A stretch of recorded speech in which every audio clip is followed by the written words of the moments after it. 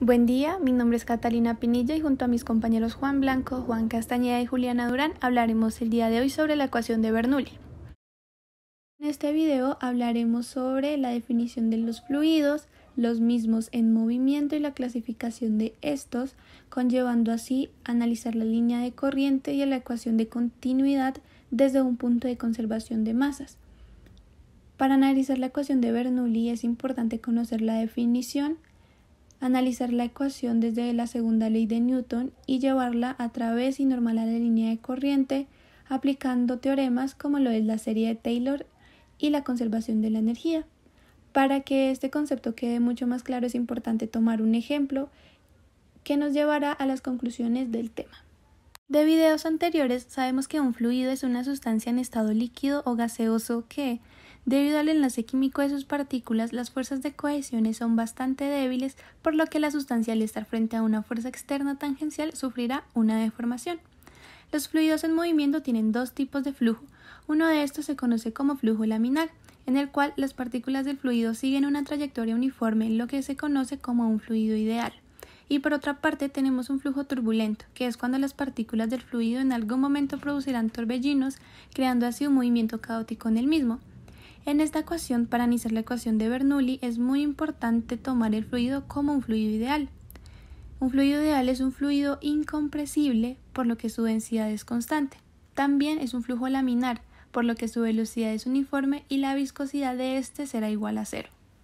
Cuando las partículas de un fluido están en movimiento, la trayectoria que ésta seguirá se conoce como la línea de corriente. Esta es una línea imaginaria. Además, la velocidad en cualquier punto de la partícula siempre será tangencial a la línea de corriente. Como se habla de un flujo estacionario, estas líneas no se pueden cruzar. De lo contrario, dejaría de ser un flujo estacionario y las partículas se podrían mover por cualquier parte del fluido. Ahora analicemos la ecuación de continuidad. Teniendo en cuenta la conservación de masas, y como podemos observar en la figura, tenemos un tubo por el cual el fluido se mueve, y la sección transversal aumenta en dirección al flujo. Aunque sus velocidades y áreas transversales son distintas, la masa que pasa por el tubo es igual, lo que conocemos como la conservación de masas. Analicémoslo por una parte analítica.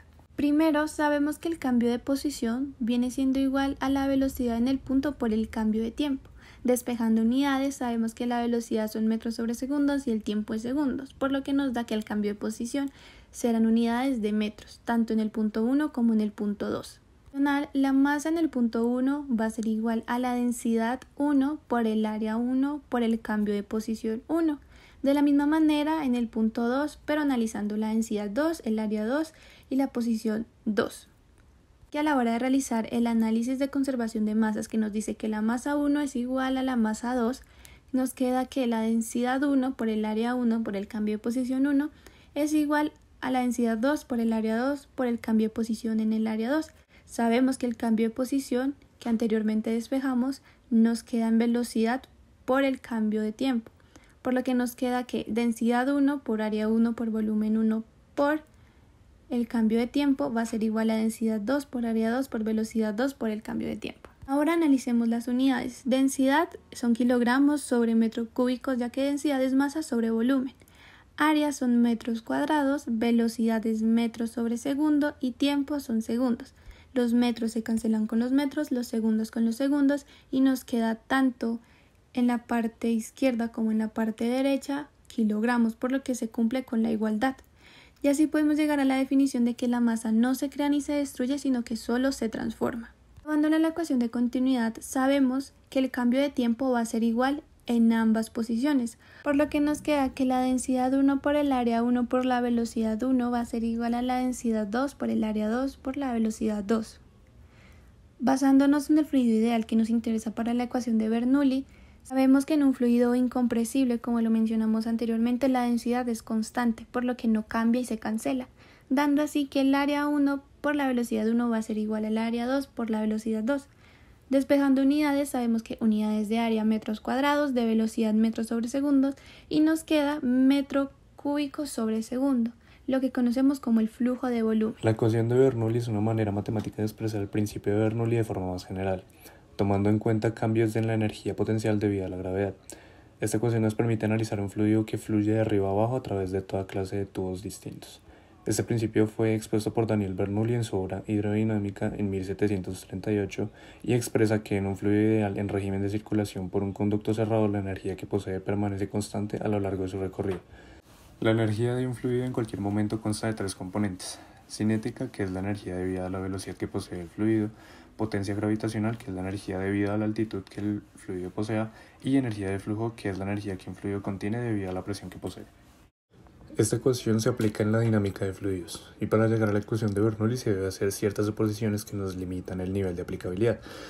¿Cómo puede ser el fluido se mueve en un régimen estacionario? O sea, la velocidad del flujo en un punto no varía con el tiempo.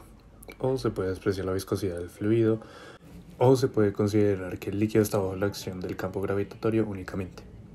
Tenemos dos ejemplos de la sustentación aerodinámica y el lanzamiento de balones y pelotas con efecto de curva. En la sustentación aerodinámica decimos que la aeronave tiene una sección transversal con una curva más larga en la parte superior que en la parte inferior. Esto hace que el aire fluya más rápidamente encima del ala que por la parte de abajo. Como consecuencia del teorema de Bernoulli, la presión del aire en la parte alta del ala es menor que en la parte inferior, dando como resultado que la fuerza ejercida por la diferencia de presiones esté dirigida hacia arriba, sustentando el peso del avión. Y en el otro ejemplo del efecto de Magnus, decimos que el efecto se produce siempre que la pelota o balón vaya girando rápidamente mientras se desplaza por el aire. La rotación hace que el aire cercano a la superficie de la pelota sea arrastrado por la misma en dos direcciones opuestas, una a favor de la dirección de traslación y por la otra cara, en contra de la dirección de desplazamiento. La explicación de este efecto Magnus reside justamente en el teorema de Bernoulli, por donde el fluido circula rápido la presión es baja y por el lado donde circula lento la presión es alta. La ecuación de Bernoulli relaciona la presión, la velocidad y la altura de dos puntos cualesquiera en un fluido con flujo laminar constante de densidad P. La ecuación de Bernoulli se escribe de la siguiente forma, donde V es velocidad del fluido en la sección considerada, G es aceleración gravitatoria, Z es la altura en la dirección de la gravedad desde una cota de referencia, P es presión a lo largo de la línea de corriente y ρ es densidad del fluido. La sumatoria de todas las fuerzas a través del streamline va a ser igual a la masa por la aceleración a través del streamline. Esto es igual a la sumatoria de las fuerzas del peso, que lo vamos a tomar como 2, más la sumatoria de las fuerzas de presiones, que lo vamos a tomar como 3, que va a ser igual a la densidad por una porción infinitesimalmente pequeña de volumen multiplicado por la aceleración, y esto va a ser 1. De 2 decimos que es la sumatoria de la fuerza total generada por el peso, y esto sería igual a menos W por el seno de teta. Esto nos da que esas fuerzas son iguales a menos peso específico por esa porción de volumen por el seno de teta. De 3 decimos que la sumatoria de la fuerza de presiones será igual a menos 2 por esa porción de presión por delta n por delta de y. Y esto lo vamos a denominar A. Para la expansión de un campo de presión, la serie de Taylor en relación con el campo de presión de una partícula dice que esa porción infinitesimal de presión es igual a la tasa de cambio de presión sobre una porción de distancia por delta S sobre 2, y esto lo vamos a denominar B. Si llevamos B a A, decimos que ese cambio de las fuerzas en términos de presión sería igual a menos tasa de presión sobre distancia por una porción infinitesimal de volumen, y esto lo vamos a denominar 3. A continuación mostraremos una tabla de unidades, la cual nos servirá para la ecuación de Bernoulli. Antes de deducir la ecuación de Bernoulli, es importante primero definir la aceleración de una partícula de fluido, la cual se descompone tanto en aceleración según la corriente, es decir, a lo largo de una línea corriente, o también conocida como streamline, y la aceleración en la dirección normal de la misma, donde la aceleración de streamline va a ser igual a la velocidad por la derivada de la velocidad respecto a la distancia, y la aceleración normal va a ser igual a la velocidad al cuadrado sobre el radio de curvatura. La aceleración según la corriente se debe a un cambio en la magnitud de la velocidad a lo largo de una línea corriente, y la normal se debe a un cambio de dirección. ¿Pero de dónde sale la ecuación de la aceleración de streamline? Como ya sabemos, un flujo estacionario no representa ningún cambio con el tiempo en un lugar especificado, pero el valor de una cantidad puede cambiar de un lugar a otro. Por lo tanto, la aceleración en el flujo estacionario se debe al cambio de la velocidad con la posición. Esto pues debemos tener en cuenta que la aceleración es la derivada de la velocidad con respecto al tiempo, y la velocidad es la derivada de la posición también con respecto al tiempo, por lo que matemáticamente esto se puede expresar tanto en función de la posición como en función del tiempo. Y para llegar a esto, pues vamos a obtener que la aceleración streamline es igual a la derivada de la velocidad sobre el tiempo respecto al tiempo, y vamos a expresar esta velocidad como el cambio o la variación en la posición respecto al tiempo, que aplicando la ley de extremos y medios o la ley de la oreja vamos a obtener que la aceleración de streamline es igual a la derivada o al cambio de la posición sobre la derivada del tiempo por la derivada del tiempo, en donde dicho cambio puede obtenerse al ser despejado de la derivada de la velocidad. ¿Qué quiere decir esto? Que el cambio en el tiempo va a ser igual a la derivada de la posición respecto a la velocidad. Y reemplazando y nuevamente al aplicar la ley de extremos y medios, vamos a obtener que la aceleración de streamline es igual a la variación de la posición sobre el tiempo respecto al tiempo por la derivada de la velocidad respecto a la posición, que como ya sabemos, este cambio en la posición respecto al tiempo representa la velocidad. Entonces, ya teniendo como resultado final de nuestra ecuación de aceleración a lo largo de una línea corriente, o como ya mencionaba anteriormente, la aceleración streamline, esta va a ser igual a la velocidad por el cambio, la variación de la velocidad respecto a la posición. Teniendo en cuenta todos los parámetros anteriormente mencionados, cuando se aplica la segunda ley de Newton en la dirección S sobre una partícula en movimiento a lo largo de una línea de corriente, tenemos que la sumatoria de fuerzas es igual a la masa por la aceleración, como ya mencionamos, a lo largo de la línea de corriente, o el streamline. En regiones del flujo en donde las fuerzas netas de fricción son despreciables a las fuerzas significativas que actúan en la dirección S, nos queda que las fuerzas utilizadas en la ecuación son la presión que actúa en ambos lados y la componente de peso de la partícula en la dirección S. Por lo que, teniendo en cuenta la gráfica del lado izquierdo y reemplazando esto en la segunda ley de Newton, obtenemos que la presión que actúa a un lado de la partícula es presión por diferencial de área y el otro es presión más diferencial de presión, todo esto multiplicado por el diferencial de área. La componente del peso nos quedaría como menos W seno de teta, donde teta es el ángulo entre la normal a la línea de corriente y el eje vertical Z en ese punto. Todo esto igualado a la masa por la aceleración a lo largo del streamline, es decir, masa por velocidad por la derivada de la velocidad con respecto a la distancia. De manera análoga, debemos tener en cuenta lo ya explicado en la conservación de masas, donde la masa es igual a la densidad por el diferencial de área por el diferencial de distancia. Por ende, el peso de la partícula también la podemos sustituir como densidad por gravedad por diferencial de área por diferencial de distancia. Sustituyendo todo esto, obtenemos que menos diferencial de presión por diferencial de área menos la densidad por la gravedad por el diferencial de área por el diferencial de distancia por el diferencial de altura con respecto al diferencial de distancia es igual a la densidad por el diferencial de área por diferencial de distancia por velocidad por la derivada de la velocidad con respecto a la distancia. A partir de aquí podemos entonces cancelar los diferenciales de área, pasar todos los términos a un solo lado igualando a 0 para que estos sean positivos y podemos simplificar los diferenciales de distancia. Al obtener entonces diferencial de presión más densidad por gravedad por diferencial de altura más densidad por velocidad por diferencial de velocidad igualado a 0, podemos integrar para eliminar precisamente los diferenciales teniendo en cuenta que la densidad por la gravedad es igual al peso específico y estas son constantes, por lo que pueden dejarse por fuera del integral, dando como resultado la ecuación de Bernoulli expresada de dos formas, ya sea como presión más peso específico por la altura z más un medio de la densidad por la velocidad al cuadrado igual a 0. O si no, como presión más densidad por gravedad por la altura z más un medio de la densidad por la velocidad al cuadrado igualada a 0. En consecuencia de que ya se realizó el procedimiento de deducción de la ecuación de Bernoulli, ahora para la aceleración normal de la línea de corriente al aplicar la segunda ley de Newton y en vista de que la aceleración normal es igual a la velocidad al cuadrado sobre el radio de curvatura, debemos tener en cuenta que el radio local de curvatura se mide a partir desde un punto de referencia.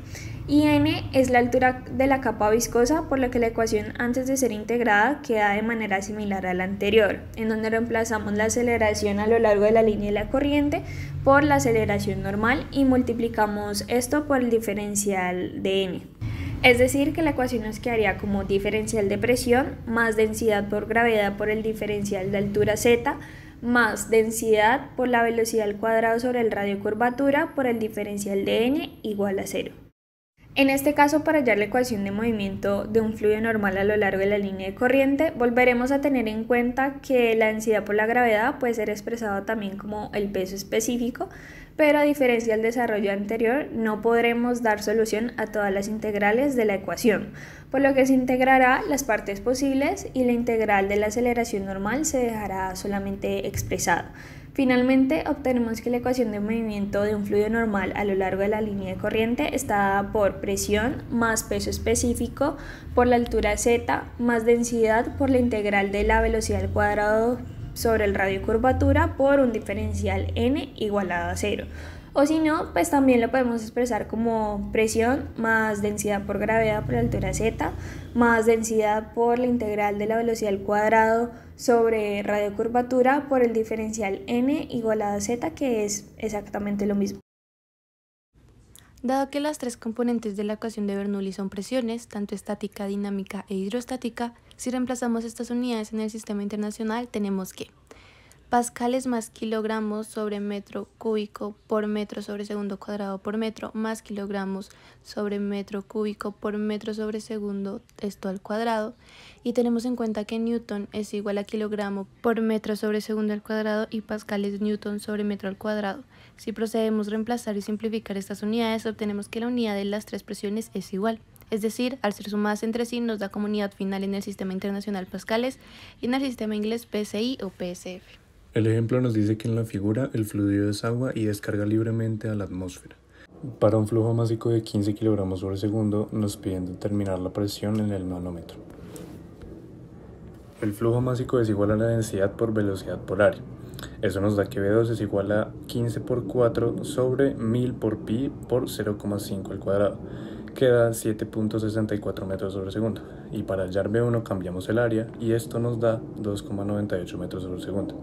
Aplicando la ecuación de Bernoulli entre 1 y 2 tenemos la siguiente ecuación, que nos da que P1 es igual a 1000 por 10 a la 5 sobre 1000 más 9.8 por 12 más V1 menos V2 sobre 2, que es igual a 242,35 kilopascales. A esto le restamos la presión atmosférica y nos da que la presión del manómetro es de 142.35 kilopascales. Y para concretar con esta presentación, pues sacamos las siguientes conclusiones. En primer lugar, tenemos que, hablando propiamente de la ecuación de Bernoulli, y a lo largo de su desarrollo se concluye que a menor velocidad la presión va a ser mayor y a un aumento de la velocidad la presión será menor. También vemos que a menor el diámetro, la energía cinética será mayor y la energía de presión menor. Y por otro lado, a mayor diámetro tendremos una presión menor. La ecuación de Bernoulli para un líquido real difiere de la ideal, pues en el real se ve afectado por una pérdida de energía o de altura debido al rozamiento del líquido con las paredes dado por la viscosidad de este. Esto además de la irregularidad de la velocidad. La ecuación de Bernoulli describe también el comportamiento de un fluido bajo diferentes condiciones de presión, densidad, velocidad, gravedad y altura. Es así que mediante la aplicación de la conservación de la masa y esta ecuación se puede llegar a determinar ciertos caudales y velocidades. Y ya hablando un poco de la aplicación de la ecuación de Bernoulli a la carrera de Ingeniería Aeronáutica, la cual estamos cursando, se pudo llegar a la conclusión que el principio de sustentación de los aviones se basa en esta ecuación. Esto debido a la diferencia de velocidad del aire con la que lleva el avión en el suelo, provocando de esta manera que por encima del plano aerodinámico se origine baja presión, porque a mayor velocidad menor presión según Bernoulli, mientras que por debajo aparecerá una alza de la presión por el mismo principio. Como resultado, estas diferencias de presiones por encima y por debajo de las superficies del plano aerodinámico provocan que la baja presión lo succione hacia arriba, creando así una fuerza de sustentación.